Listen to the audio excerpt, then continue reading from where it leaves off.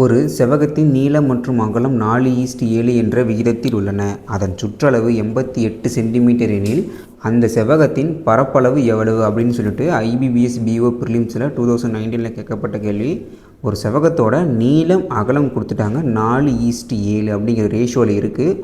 ஆனால் அதோட உண்மையான நீளம் அகலம் தெரியாது. ஸோ அதனால் கூட எக்ஸ் சேர்த்துக்குங்க. சரிங்களா? அதோட சுற்றளவு கொடுத்துருக்கான் 88 சென்டிமீட்டர் அப்படின்னு சொல்லி கொடுத்துருக்கான். அதோட சுற்றளவு 88 சென்டிமீட்டர்னு சொல்லி கொடுத்துருக்கான். ஸோ சுற்றளவோட ஃபார்முலா என்ன?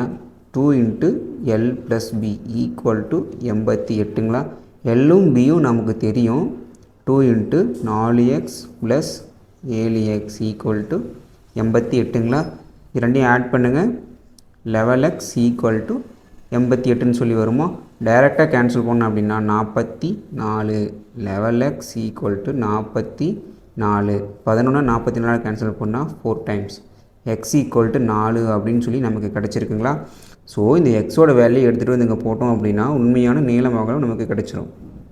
4:7 × 4 16:28 அப்படின்னு சொல்லி கிடைக்கும்.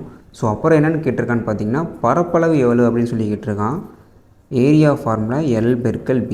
எல்லோட வேல்யூ 16, பியோட வேல்யூ 28. ரெண்டையும் மல்டிப்ளை பண்ணோம் அப்படின்னா 448 நமக்கு கிடைக்கும்.